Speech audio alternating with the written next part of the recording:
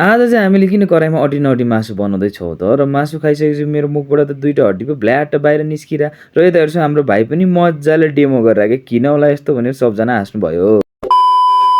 Hello guys के छ सबैजना सन्चै हुनुहुन्छ होला र आज म फेरि पनि न्यू मिनी ब्लग लिएर आइसकेको छु र आज चाहिँ हाम्रो बहिनीको बर्थडे भएको कारणले चाहिँ रुममै बर्थडे मनाउने भनेर हामी सबजना रेडी भयौँ र केक भनेर काट्दै गएर चाहिँ भोक लागिसक्यो भने म चाहिँ कराईतिर गएँ मासु हेर्नुलाई यस्तो मिठो बास्ना आइरहेको थियो। हाम्रो छ्यामाले पर फुट्दै हुनुहुन्छ हाँसी हाँसी हो। मेरो ड्याडी हुनुहुन्छ त्यहाँ, हाम्रो अङ्कल हुनुहुन्छ त्यहाँ र हाम्रो मामा पनि हुनुहुन्छ त्यता। त्यसपछि मैले सबैजनाले एकचोटि सर्लक्क घुमाइदिएँ। त्यहाँ ठुलो मम्मी हुनुहुन्छ, उता छ्यामा हुनुहुन्छ, भाइ पछाडि बहिनी अगाडि सर्लक्क। फेरि यता चाहिँ हाम्रो सानो भाइ चाहिँ योगा पो गरेर आएर चाहिँ सबजना मजाले हाँस्नु भयो। त्यसपछि बहिनीले चाहिँ केक काट्नु सुरु गर्नुभयो र बहिनी के हो तिमी त 50 वर्ष पुगिसक्यो क्या भनेको उसले भन्यो। होइन त कहाँ 20 पुगिरहेको छ उल्टोबाट त्यस्तै हो भनेर भन्नुभयो। त्यसपछि मैले पनि क्यामेरा एक राउन्ड सर्लक्क घुमाइदिएर हामी सबैजना ह्याप्पी बर्थडे भन्दै हाम्रो प्रकृतिले पनि मजाले ताली बजाउँदै ह्याप्पी बर्थडे गरिरहनु भएको छ।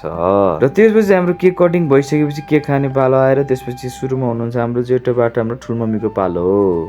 त्यसपछि हाम्रो छ्यामाको पालो भनेको कहाँ उठेर के पो गरिदिनु भयो, यताबाट खुवाइदिनु आउनुभएछ। त्यसपछि मेरो पालो आएर मैले केक खाएँ। मैले पनि बहिनीलाई सर्लक्क मलाई त खुवाएँ, तिमीले लिएको केक तिमी पनि खाऊ भनेर मैले भनेँ। र त्यसपछि मलाई चाहिँ भोकले उदुम भइसकेपछि होइन अझै केक खाइसक्दा पनि मासु पाएको छैन भनेर अन्त त मसला भएर त आमामा बबालाई मिठो भइरहेको रहेछ यता।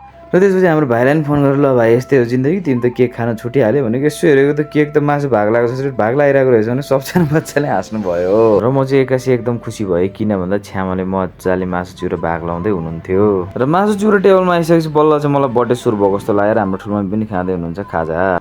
त्यसपछि मैले सुरुमा खाएँ डिउ, त्यसपछि डिउ खाएपछि मासु छोड्ने कुरो हुँदैन, मासु पनि खाएँ झ्याममा लाएर आमामामामा के साह्रो। त्यसपछि फेरि अरू त्यस्तै मासु चाहिँ झ्याममा खाइदिउँ भनेको त अब एक टोक्ने बित्तिकै त हड्डी पनि निस्किरहेको दुईवटा। अनि बहिनीलाई देखाउँदैछ म यता हेर त हड्डी भनेर।